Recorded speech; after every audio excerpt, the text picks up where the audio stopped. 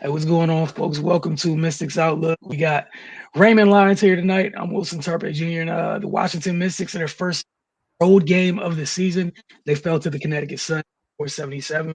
We were just talking a little bit. It's another one of those games where, it's only two games, so we can't say it's a trend or anything. But one thing I think everyone can agree on, they just got to take better care of the ball. It's costing them a little bit. But that being said, your thoughts on this game? Um, yeah, I think for this game, honestly, that's where it begins and ends, man. With the turnovers.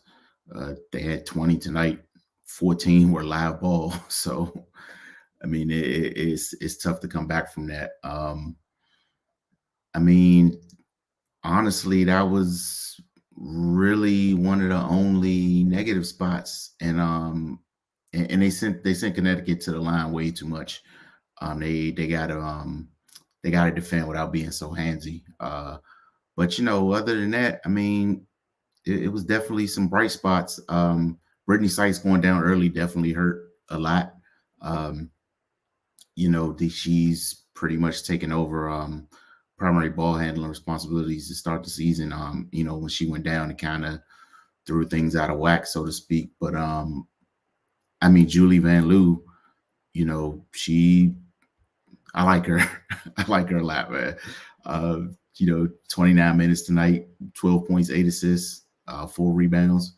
Um, yeah, she's definitely gonna. That was a solid pickup. And if people were listening through the broadcast, they were talking about how she's been on the radar for years. So that just lets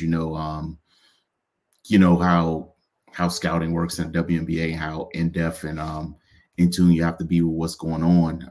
Because as we see every year, it's a lot of talent that gets that gets left off, and you got to be ready to fill those voids.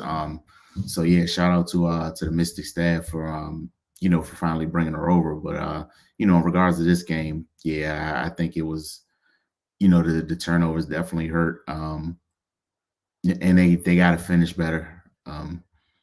They were pretty much in control of the game from the beginning of the fourth, and then they just let go of the rope, and Connecticut took full advantage, man. And shout out to them, they did their job. Uh, Carly Samuelson, started the game. Her shooting really kept the Mystics in it. When they obviously throughout the game they had troubles holding on to the basketball, but she kept it from getting ugly early because every time it seemed like Connecticut was about to make that push, she hit a big shot. Um, Ariel Atkins had a rough night, but she had the ball in her hands a lot. Was making a lot of decisions, and she had to deal with Dejanay Carrington, who her progression throughout her WNBA career has been something to see, man. She's kept her head down and continuously grinded, and now she's getting opportunities she's been longing for. She's starting now, and she came out the gates hot. Of course, on this season opener, we saw the job she did on Caitlin Clark, and then tonight, she brung it on both ends. So yeah, man, Connecticut, they're one of those teams that they always find themselves in a mix. Even last year after losing Bree Jones, they still found themselves in the conference finals. So yeah, they've been there a few times. They just haven't found a way to punch through the wall yet. It looks like they're trying to rectify that this season. DeWanna Bonner, she she got the fountain of youth, man. Like she still gets after it. And of course, Alyssa Thomas, just the pressure she puts on your team on both ends, man. Offensively, she's gonna bruise you and beat you up. Defensively, she's gonna bruise you and beat you up. No So breaks. yeah, she's a lot to deal with, man. But yeah, man, the Mystics, it's only 2 games in with a pretty much a new group. They got some things they can lean on, and definitely got some things they gotta shore up as well. But I mean, it can go one or two ways here. if the things they struggle with don't get cleaned up, then we're going to see a lot of games like this because they've lost their two opening games kind of in similar fashion. If they clean those things up, then they're going to win a lot of games because pretty much everything else is kind of is kind of trending in the right direction. Also, of course, a lot of this depends on what's going on with Sykes. Hopefully, this injury isn't anything serious and won't keep her off the floor for a long time. So definitely sending positive vibes her way. But yeah, man, just another tough loss. Yeah, if they could have just held on a little bit longer at the end, and stopped Connecticut from that big run, then we're looking at a different result tonight. Yeah, I think it's one of those things. Simply we talked about this during the NBA season, not necessarily for the team that shares the same city as with the Mystics, but just sometimes like it's a different group. This group has to learn how to win together. It's gonna be one of those things, and through the first two games, what is it been two teams with with a little bit of turnover, but for the most part, like they're big guns, continuity. Um, the Liberty's been together a little bit. Sun has been, the main cogs on the Sun been together for a little bit. And like you said, shout out to Dejanay Carrington. That's what the W is about, bro. Is finding a way to stick, develop, improve. And after two games, she's definitely like, can you think anybody else is even in that conversation for most improved, anything like that right now? Like she's like she took a giant lead off third, and we're like two games in. Like that's where she's at. But again, think about what she's done for like what she means to this team. She's a big, like that's a big defender on the perimeter. You already know what you have in Dewana. You mentioned AT and the hell that he brings on both ends. But yeah, just the turnovers, man. Washington, and I was encouraged with the way I thought Washington matched the physicality of Connecticut fairly well, because that's something every team has to deal with. Like you said, Connecticut's going to put balls on you. Everybody, 1 through 13, there's only 12 people allowed to be out there. It feels like there's 13 and 14 sometimes. You are not going to cross that lane without getting touched. You're not going anywhere on that court without somebody applying a hand or two.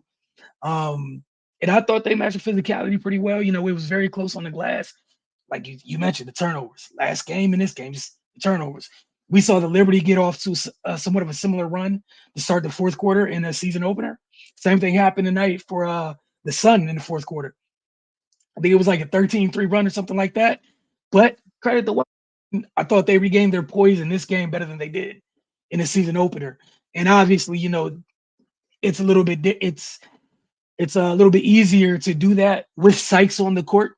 Season opener was no Sykes late. That said, I think we've all mentioned they're going to be led by what they do on the defensive end of the floor. They just got to clean up the bad, like just weird things offensively. And even then, to me, I mean, we'll see as time goes on. Feels like some of the stuff is still just like kind of the getting to know you. They just don't have the luxury of like, it's not an 82 game season. That's the part that hurts against that is there's only so much room, room for error you might have. But like even on offense at times, like sometimes they do a good job spacing. Other times, like someone cuts at the wrong moment, not knowing exactly what someone else is thinking at that time, or some of the passes are really good ideas, but they're either too late or like they're too late and shouldn't have been made. And then sometimes with the decision making, even how the game ended, like that last possession they had with the chance to, you're not tying it up at that moment, but what would have been 82-77 at that moment? You would have had a chance to score, possibly foul or what have you. See what happens. You send somebody to the line, but Ty Harris jumps in the passing lane and boom, it's 84-77. We're done.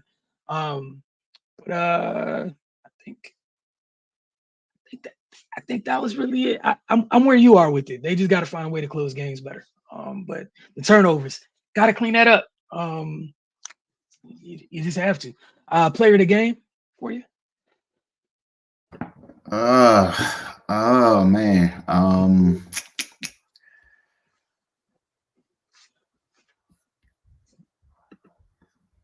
Hmm. I'm gonna go DB, man. You know, Um, DB. Okay. yeah, I'm not yes. gonna fight you on that. So. She I think she had some big moments, man. You know, especially down the stretch. I think you're gonna go with the person I got for X Factor. I'm gonna see if my crystal ball is is in effect here. All right, well, look, for X Factor, I'm pulling a you in X Factor, so you're gonna be half right and then half wrong with X Factor. I can guarantee you that. But yeah, it's DB, man. I thought she also did it like again. It's another low scoring game that Washington ends up in. Um, I thought she did a great job. Her length showed up late Mhm. down the stretch. I think she bothered Kara a couple times where Bree and AT couldn't bother her at times because of Kara had the length advantage at 6'5", 6'6". BB 6'5", 6'6" with the longest arms in the world. And there's a reason she's compared to somebody else on the men's side where their arms just keep reaching on forever. But I thought her length really affected things down stretching. 6 steals is crazy, man. 6 steals is crazy. We already know she's gonna score. So like she didn't even shoot the ball well. So credit Washington for that. Like, but I think one of the plays they run where she's cutting back door, it's unfair. You're passing to what a 6'6" guard, cutting back door, and on that switch, if the screen is a good screen, it's 6'6" against 5'10", 6 foot. Either way, she doesn't see you. But X Factor, who did we pick for X Factor, right? Oh, DJ Carey. Yes, yes. That's half of my X Factor as well. Both ends of the floor, man. Once again, she did it first game for them. She did it tonight as well. And then I threw Van Loo in there for what she had to do stepping up in Mm. Sykes' absence. Just like I'm not surprised, but still, like that was huge tonight to step up in that moment because this could have went left when you lose your primary ball handler. And again, I know she's the 30, 31-year-old rookie or whatnot, but it's your first time in a W. Like, Yeah, it's different. It's different. and like, I had in my little notes, I was like, one of the things is just like we've been talking about some for certain other young rookie guards or whatever. Like she still has to find out what passes work and what passes don't. But I think it's gonna be a quicker transition because she's a former pro. And the sauce, like just the sauce and the flair, Cardell called it, be a fan favorite. There was no reason to hit the no look to Kara late in the game, but when it's naturally part of what it is that you do, I can't get mad. It wasn't forcing anything. Truly enjoyed that part of it. But again, DJ Carrington, and then I guess like I'm gonna do like honorable mention. Ty Harris is coming along. She's finding her role in Hmm. Connecticut as well, slowly but surely. But yeah, those two are just demons in terms of perimeter defenders in the backcourt, man. Gotta love it. Up next for Washington, they host Seattle. They got a couple big guns over there. Jewel. She got some help. Some of her friends this year are a little bit older than the kids she was playing with last year. So we'll see how that goes, but we'll check in with you guys Sunday afternoon. Appreciate y'all as always for tuning in, and we'll see y'all later.